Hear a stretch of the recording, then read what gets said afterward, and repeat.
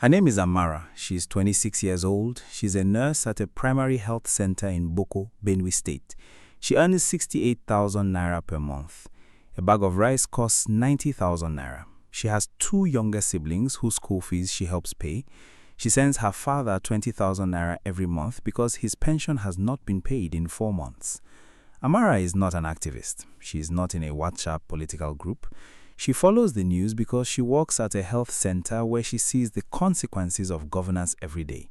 The medicines that run out, the patients who cannot afford tests, the colleagues who have left for the UK. In 2023, Amara voted Labour Party, not because she was obedient in the organized sense, because she was tired and Peter Obi was the option that felt different. She stood in a queue in Boko for 3 hours. She voted. She went back to work. In 2026, she's looking at the political landscape with the same eyes she uses when she assesses a patient, not with hope, but with questions. Atiku is on a party whose deregistration was just stayed by a court. Obi is on a new platform called NDC. They are not together. Makinde is talking about running. The PDP is fighting about its own chairman, and the APC is adding governor after governor to its map. Amara has one question. Can these people, Obi, Atiku, whoever else is in this, actually build a coalition that works before 2027? Or are they going to do the same thing they did in 2023 while another bag of rice gets more expensive and another colleague books a flight to London? That question, from a nursing Boko, is the question this video is going to answer. Before we go deeper, I just want to say thank you. Since NaijaNewsWatch started, the support, the comments, the likes, and every single subscription have helped this channel grow beyond what I imagined.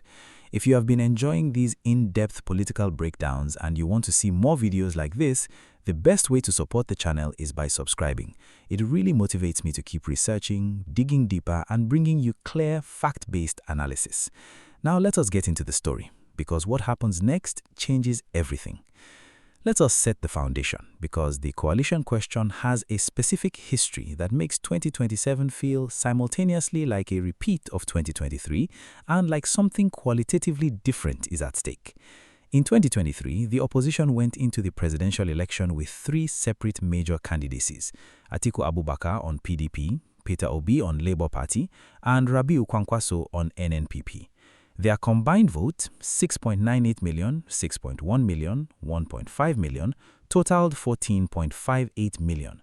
Tinubu won with 8.79 million. The opposition collectively outpolled the winner by 66% and still lost because the constitutional spread requirement rewards geographic distribution over total numbers, and the opposition's total votes were geographically concentrated in ways that did not meet the 25% in 24 states threshold.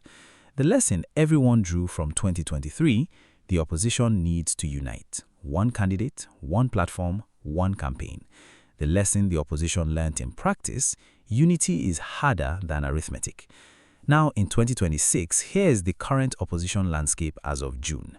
Atiku is on the ADC, which was deregistered by a federal high court on June 15 and stayed by the Court of Appeal on June 17. The October 27 appeal will determine whether the ADC survives as a platform. Obi is on the NDC, declared presidential candidate on May 30, 2026, with Kwankwaso as running mate. Sheyi Makinde has declared a 2027 presidential ambition. The PDP is in active leadership dispute, still insisting it will field its own presidential candidate.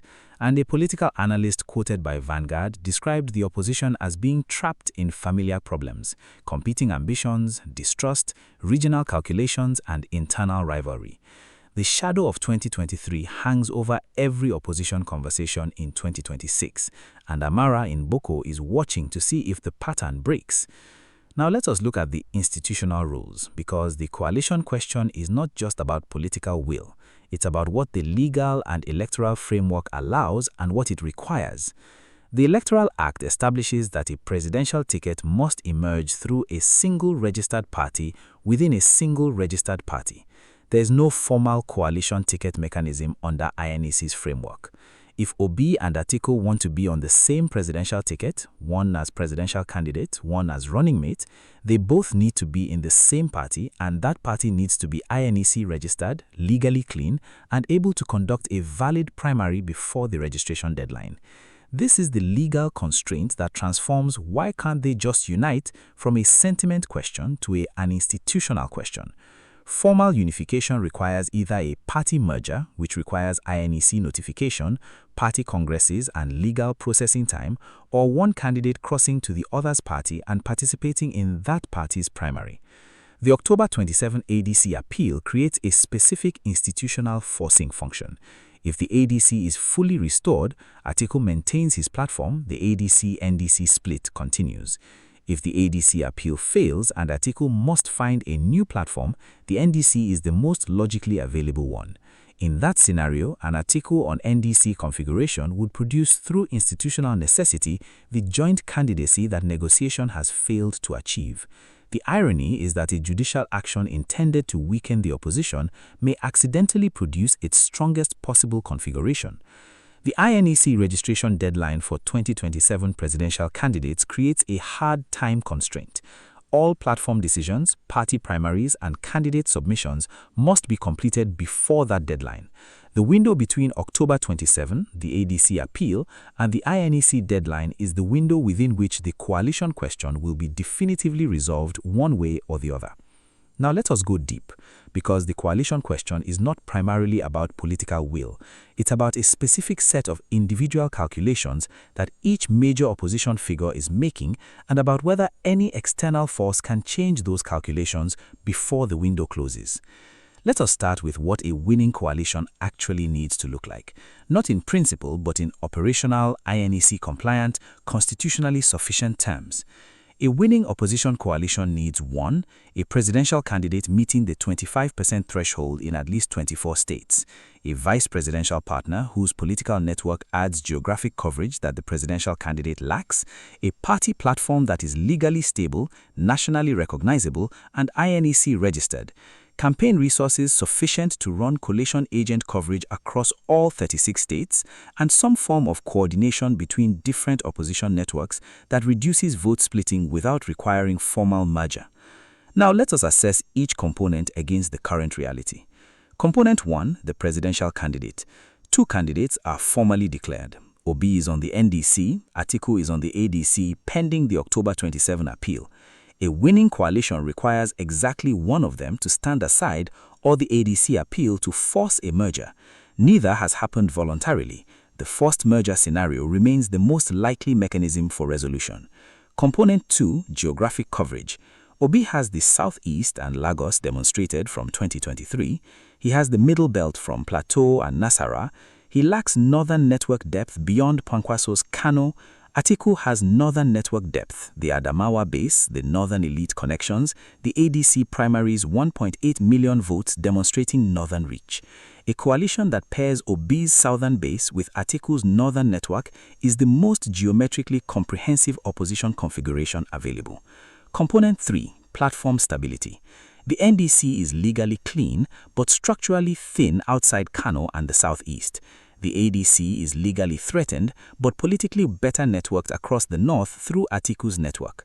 A post-October 27 merger on the NDC platform, if the ADC appeal fails, would combine the NDC's legal stability with the ADC's northern political network.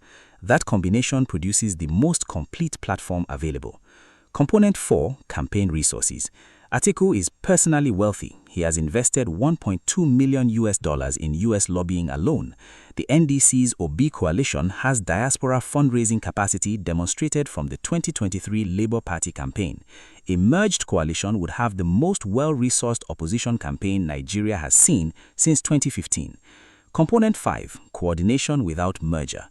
Even if a full merger doesn't happen, a state-by-state coordination agreement, each platform focusing on the geographic territory where it is strongest, agreeing not to run competing campaigns in states where one platform is clearly dominant, would produce the practical vote consolidation effect without the legal complexity of formal merger. Such an agreement would require Atiku and Obi to formally acknowledge each other's territorial strengths, which requires the ego accommodation that neither has yet made voluntarily. Here is the pattern interrupt that changes everything about how you read the current coalition landscape. The 2023 election is the most powerful available argument for coalition. The opposition collectively outpolled Tinubu by 66%. If even 60% of the individual opposition votes for 2023 had been consolidated on one platform, directed to the same candidate in the same states, the constitutional spread requirement would have been met with room to spare. But here is the argument against assuming the 2023 votes are simply available for consolidation in 2027. Each of the 2023 opposition candidates had a different base with different motivations. Atiku's 2023 PDP voters were primarily northern, older, establishment-aligned. Obi's 2023 Labour Party voters were primarily southern, younger, movement-motivated. Kwankwaso's 2023 NNPP voters were primarily Kano-specific, Kwankwasia movement-motivated. Consolidating those three bases onto one platform requires convincing each base that their candidate's specific motivations are served by the consolidated choice, not just that the arithmetic works. The Obi-Kwankwaso NDC combination is already an attempt to consolidate base 2 and base 3. But Kwankwaso as VP, rather than presidential candidate, has, according to stakeholders quoted in Daily Post, discouraged some of his supporters who followed the person rather than the platform. And Base 1, Atiku's Northern Establishment Network, is not yet in any consolidation arrangement. The silent players here are three, whose decisions most directly determine whether coalition happens. The first is Obasanjo.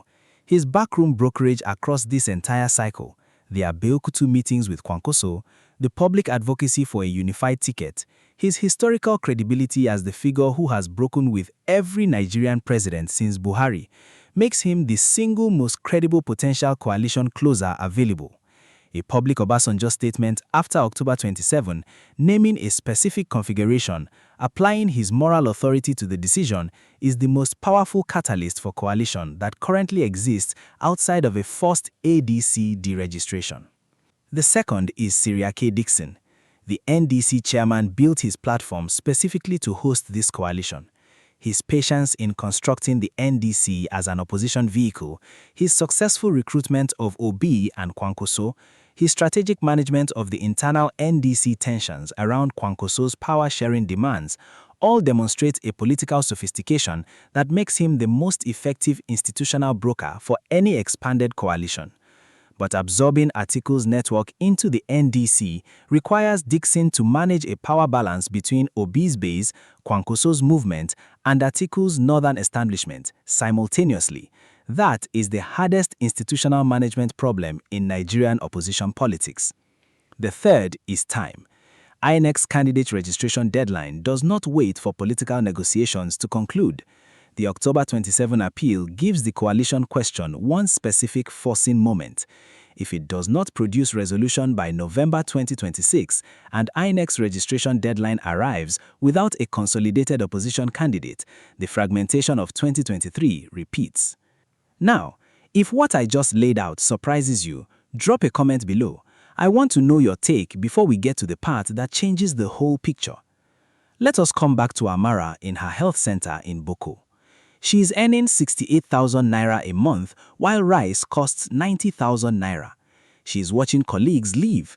She is helping pay her father's rent because his pension has stopped. She voted in 2023 and her candidate came third. And she is asking whether the opposition can actually build a coalition that works. The direct answer to her question from her specific position is this. The coalition question is the difference between 4 more years of the current economic trajectory and the possibility of a different governance approach. Not because any opposition candidate is guaranteed to produce better outcomes, governance quality depends on far more than which coalition wins the election, but because genuine competitive pressure on an incumbent produces better economic management, better accountability, better public service delivery.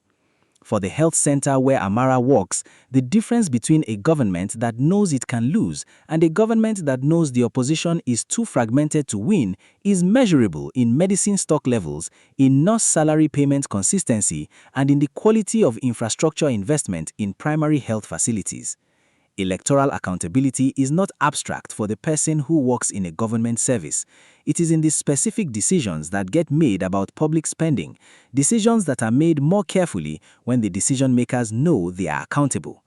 For Amara's father's pension, which has not been paid in 4 months, the coalition question is about whether the institutional management of the Nigerian public service will be improved by a competitive election producing a government with a genuine mandate, or continued by a government that won with 30% of a fragmented vote and whose mandate derives primarily from the opposition's inability to organize itself.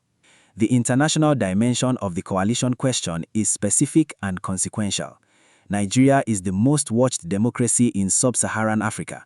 International democracy monitoring institutions, the African Union, ECOWAS, the European Union, the Carter Center have all expressed concerns about the 2023 elections' competitive quality.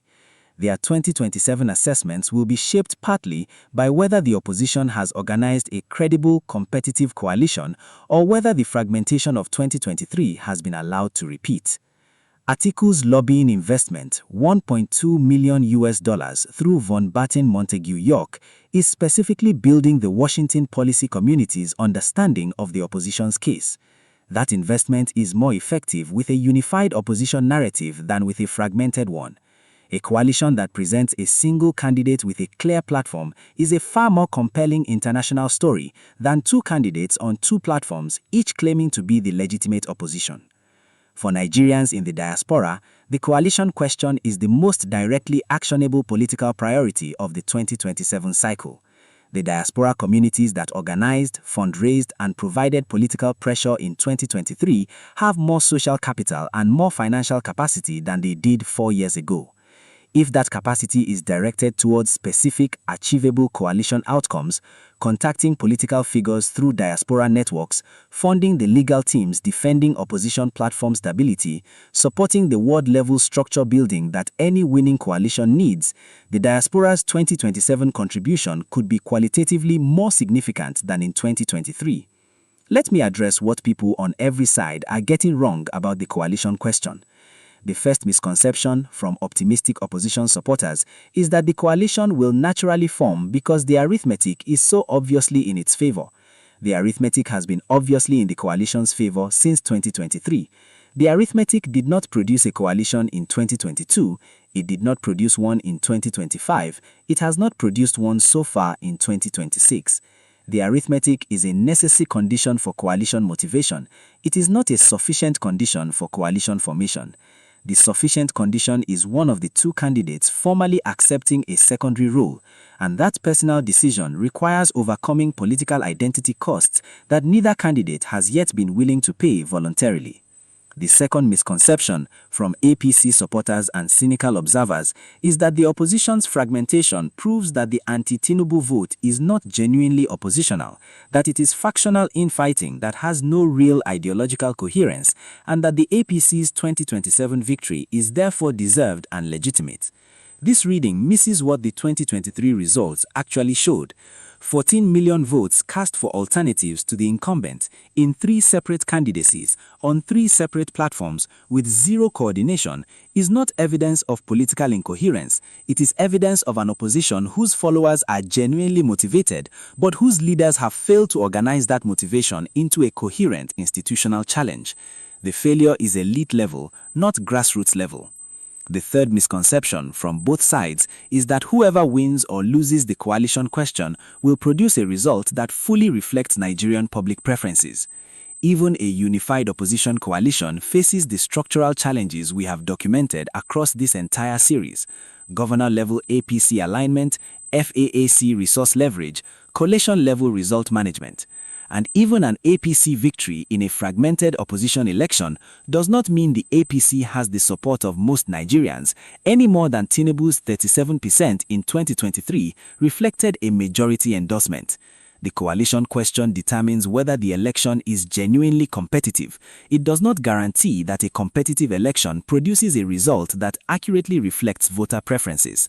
That depends on the integrity of the electoral process, which is a separate accountability question. Here is what to watch: the 3 signals that will tell you whether a winning coalition is being built or remaining theoretical. First signal: what happens in the 48 hours after October 27? The Court of Appeal's ruling on the ADC appeal will determine the institutional landscape of the coalition question more powerfully than any political negotiation. If the ADC is restored cleanly, the 2-platform configuration continues, and voluntary coalition becomes the only available mechanism. If the ADC fails and Atiku migrates to the NDC, the forced consolidation happens. Watch specifically what Atiku says within 48 hours of an adverse October 27 ruling, because the speed and framing of his response will signal whether he is moving towards coalition or towards a smaller alternative platform.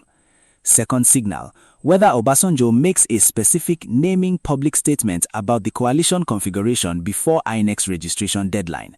A general statement about opposition unity has been made by many voices. What has not been made is a specific Obasanjo statement naming which candidate leads, which candidate supports, and on which platform, and applying his personal moral authority to the individuals involved.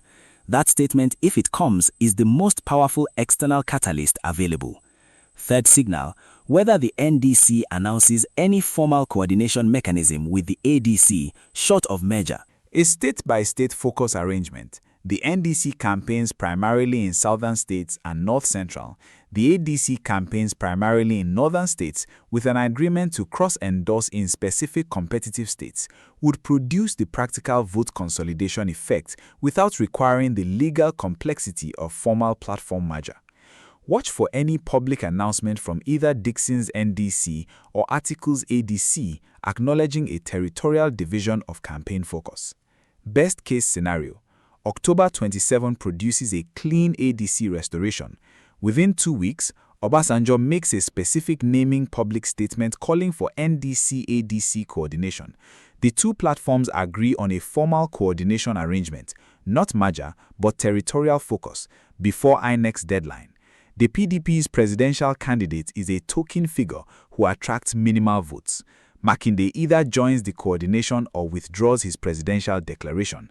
Amara, in Boko, goes to a polling unit in 2027 and finds an opposition coordination that, for the first time, puts the arithmetic of 14 million votes behind a coherent, constitutionally sufficient challenge. The election is genuinely competitive. Worst case scenario: October 27 is delayed through procedural maneuvers. No Obasanjo statement emerges. Makinde runs seriously. The NDC-ADC split continues unresolved until INEC's deadline passes. The 2027 election is contested by 5 meaningful presidential candidates. Tinubu wins with 32% of a fragmented total. Amara watches the results on her phone at the health center, learns that her candidate came third again, and decides not to stand in a queue for 3 hours next time. And the political system has lost one more voter who has concluded that participation is insufficient to produce change. The long-term political impact of a second consecutive coalition failure and a second consecutive opposition loss on fragmented arithmetic is the most serious of all the scenarios we have examined in this entire series. It is not just another election result. It is confirmation to an entire generation of politically engaged Nigerians that the system's structural advantages for the incumbent are so entrenched and the opposition's personal calculations so consistently prioritized over collective strategy that the ballot box cannot produce the change they want. When that confirmation lands in enough communities, the search for alternative mechanisms begins, and that search is the most consequential governance risk Nigeria faces beyond the immediate 2027 result. Let us come back to Amara in Boko. She asked one question from her health center where medicines run out and colleagues are leaving: can these people actually build a coalition that works before 2027? Here is the honest, evidence-based answer: they can. The arithmetic has been clear since 2023. 14 million votes against Tinubu's 8.79 million. The arithmetic is in the coalition's favor. The constitutional mechanism for formal unification, party merger or single platform candidacy is available. The institutional catalyst for forced consolidation, the October 27 ADC appeal, is scheduled. The backroom broker with the credibility to close the deal, Obasanjo, is active. The time window between October 27 and INEC's registration deadline is real and finite. Whether they will is a different question. 2 election cycles of fragmentation, 2023 and the current 2026 configuration, have demonstrated that the arithmetic argument is insufficient to produce the personal decision that coalition requires. Someone has to formally accept a secondary role. The Atiku one-term VP offer was the most explicit attempt. Obi refused it. Whether the judicial pressure of the ADC deregistration changes that calculation, whether institutional necessity achieves what personal negotiation could not, is the most important single political question between now and October 27. My measured conclusion: the coalition can be built. It has not yet been built. The window is closing, and the people whose lives depend most directly on whether it happens, the Amaras, the Emekads, the Bidis, the Chidis, are not inside the political negotiations. They are at their polling units, at their market stalls, at their phone repair shops, making individual decisions about whether the system is worth their energy. The question I want to leave you with is this: do you believe the Nigerian opposition will build the winning coalition before 2027? And if they fail to, what does that say about whether elections in Nigeria can still produce the accountability that people like Amara need? Drop your honest answer in the comments. Before you go, I just want to sincerely thank you for spending your time with NaijaNewsWatch today. Your support means more than you probably realize.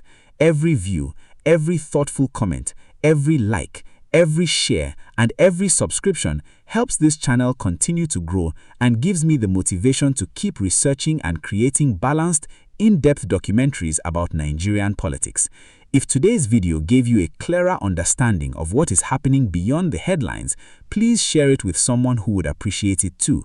Thank you for being a part of this community. I will see you in the next documentary.